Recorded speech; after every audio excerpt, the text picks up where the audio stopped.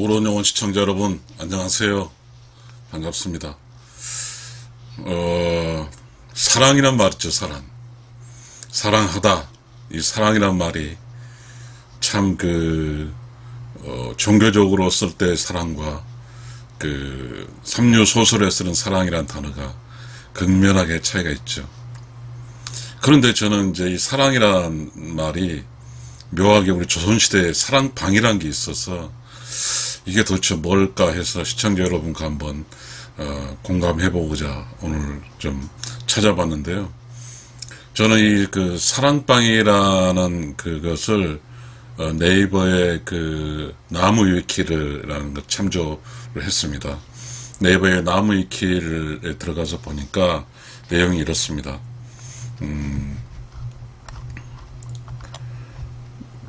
나무위키에 쓴 그 내용을 주로 읽어드릴게요. 왜냐하면 이것은 팩트이기 때문에 철학도 아니고 어떤 사람의 주관적인 것이 들어가는 게 아니니까요. 한국식 전통 가옥에 존재하는 바깥 주인이 거처하는 취미를 즐기거나 손님을 맞이하는 곳이다. 이게 사랑방의 정의거든요.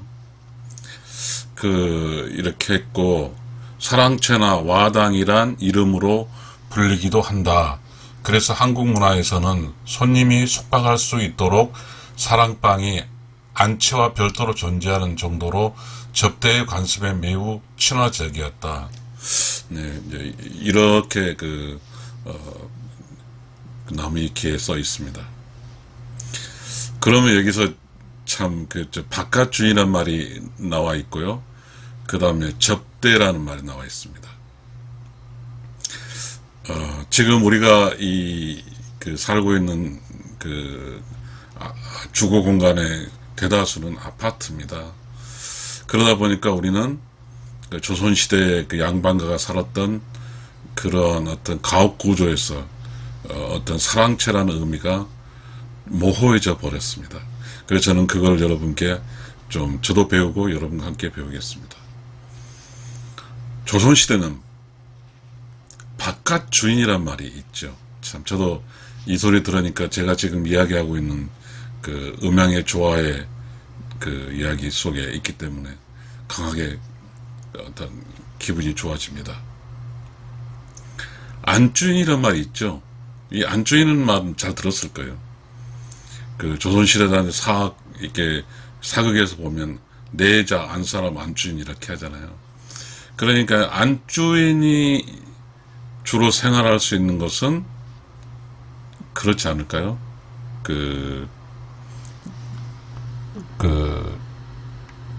안채가 될 것 같아요. 안채. 이게 제가 자료 준비한 8번이 안채가 있습니다. 그러니까 안주인이 주로 생활하는 곳은 안채이고 바깥 주인이 주로 생활하는 곳은 사랑채입니다. 근데 참 사랑이라는 단어 때문에 제가 한자를 찾아봤더니 집 사자에다가 그다음에 복도랑인가 그다음에 집 방자입니다. 그러니까 참 저도 아무튼 저 배우고 있습니다. 그다음에 이제 요즘은 접대를 다 식당에서 하는 걸로 알고 있습니다. 그러나 이 조선시대는 집에서 했습니다. 집에서 접대를 했죠. 그럼 접대하는 곳이 바로 사랑채입니다. 사랑방. 그러니까 사랑채 사랑방은 바깥 양반의 친구들 혹은 정치적 동기들 혹은 문인들이 모여서 자담회도 하고 뭔가 남자들끼리 유교 철학이죠. 성리학 등을 이야기할 수 있는 그런 곳이었습니다. 그러니까 옛날에 양반가는 안채와 사랑채로 분리되었다는 사실이 여기서 우리 배울 수 있죠. 그러니까 제가 지금 이야기하고자 하는 것은 사실은 사랑방이라는 이 사랑이란 모호한 말에 대해서 음성적 요인에 대해서 구별하고자 했는데 지금 이런 이야기 하는 중에서 바깥 양반과 접대 관습이라는 단어가 나와서 좀 더 저는 제가 알고 있는 지식을 여러분께 더 공유를 합니다. 그러니까 조선시대 그 집은 그 폐쇄적인 것이 아니었습니다. 개방적이었어요. 지금의 우리가 살고 있는 그 아파트는 그야말로 완전히 폐쇄적입니다. 그야말로 이 공간에는 사랑채는 없습니다. 오직 안채만 있는 거죠. 다시 말하면 아파트 구조는 남성적인 문화는 완전히 없애버리고 여성적 문화만 있다는 사실입니다. 그것이 지금 아파트입니다. 또다시 이야기하자 보면 아파트는 안주인의 문화죠. 그러나 조선시대의 가옥구조에서는 그 안주인은 안채와 사랑채는 바깥 양반이 있었던 것이죠. 바깥 주인이. 그러니까 어떠한 삶에 있어서 그 양과 음이 동등했습니다. 조선시대가 오히려. 조선시대 가옥구조에서는 음은 안쪽에 있고 안채였으니까요. 양은 바깥 주인이잖아요. 양은 바깥쪽이었죠. 그래서 음양의 조화를 지켜줬던 가옥구조의 입장입니다. 그런데 지금은 아파트입니다. 아파트는 안채 중심이죠. 사랑채는 없습니다. 다시 말하면 지금은 중심이고 양은 없다는 뜻입니다. 그게 이 극단적으로 도시 생활에서는 음이 주인이고 양은 없어요. 그런데 이 말은 다시 말하면 매우 중요합니다. 조선시대는 음이 주인인 안채가 있고 양이 주인 사랑채가 있어서 음양의 조화가 이루어졌지만 현재 우리가 살고 있는 아파트 구조에서는 음은 있어요. 안채는 있지만 사랑채는 없습니다. 그래서 음양의 조화가 무너져 버렸습니다. 음만 있고 양은 없어요. 대체적으로 이런 뜻에서 우리는 음양의 조화에서 또다시 이야기해 보면 음은 땅이고 있는 거예요. 양은 하늘이고 없는 거예요. 무예요. 그래서 조선시대는 그 공간에, 즉 가옥 구조에서 안채와 사랑채를 통해서 안채는 있는 곳인 땅인 음의 공간이었고 사랑채는 양의 공간인 무의 공간이죠.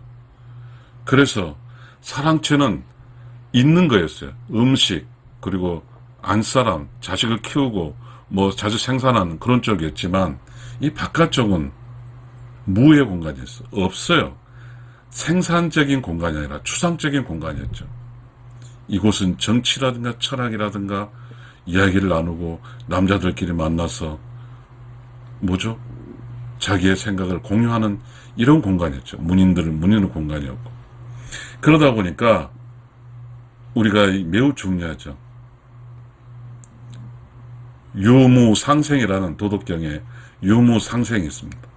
조선시대 음양의 조화도 있었고 유무상생이죠. 유는 음이고 안방이고 안채고 양은 사랑방입니다. 다시 사랑방 무에서 안채는 유고 사랑방은 무입니다. 유무상생이죠. 그래서 이 가옥 구조가 남자와 여자가 동등하게 살아갈 수 있는 구조였죠. 그러니까 우리가 지금 살고 있는 이 현 시대의 아파트는 사랑방이 없습니다. 무가 없어요. 오직 유만 있고 그리고 안사람만 있습니다. 그러다 보니까 지금 상황이 유무상생이라는 이 단어를 배치하고 있습니다. 유가 무가 서로 상생하는 거죠. 유가 무가 조화는 음양의 조화가 서로 음양의 조화라는 것은 음양이 유무니까 유무 상생이 돼야 되는데 지금 그렇지 못하고 있다는 안타까움이 있다는 것을 여러분에게 말씀드리겠습니다. 그러니까 이제 나무위키에서 이야기를 계속 읽어보겠습니다. 초가집 정도에서는 당연히 볼 일이 없고 나름의 규모가 있는 기아집은 대야 마련될 수 있다. 기본적으로 한옥을 포함한 동아시아의 주거는 폐쇄적 구조가 아니기 때문에 대문을 열고 들어가면 마당과 생활 공간 사이에 시야에 걸리는 아무것도 없다. 이 때문에 손님을 맞이하는 곳은 같은 대외적 공간과 사적 공간은 안방을 분리하는 용도로 사랑채가 존재한다. 이렇게 썼습니다.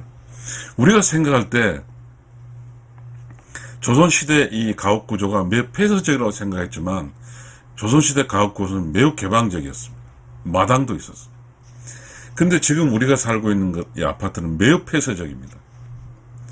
그러니까 지금 우리 아파트 문화에서는 사랑채가 없습니다. 즉 사랑채가 없다는 것은 남성의 손님을 집으로 끌어들일 수 없다는 겁니다. 그러다 보니까 이게 집 안에서의 문제가 발생했습니다. 남성의 손님을 끌고 집에 들어왔을 때는 남성의 힘이 셌던 거예요. 남성의 권위가 있었어요. 그런데 지금은 남성의 권위가 없어요. 집에서 남자친구 데려올 수가 없죠. 왜? 이 공간은, 아파트란 공간은 안방의 공간이지 사랑방의 공간이 아니기 때문입니다.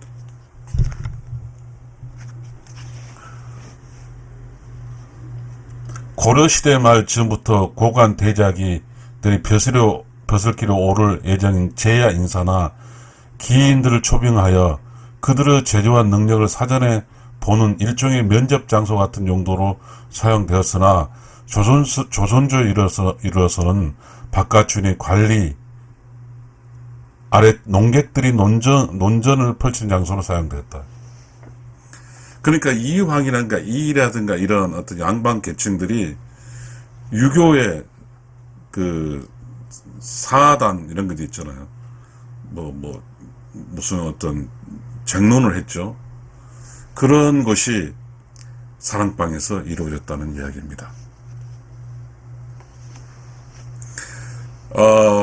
저는 참 그 사랑방이 사랑이란 단어가 있어서 항상 궁금했습니다.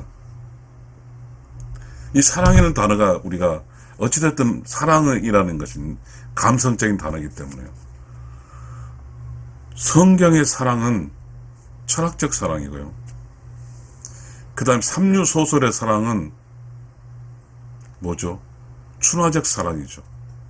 그리고 조선시대의 양반가의 사랑은 그 음양에 좋아서 양의 공간이었죠.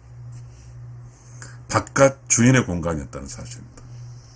여러분, 바깥 주인, 안 주인이라는 사실도 아직 애매하죠. 지금 시청하신 여러분들은 그 주인이란 공간과 손님이란 공간이 이 집에 있었다는 사실보다는 장사하는 곳에 있었다는 것밖에 있지 않습니다. 살아있지 않으니까.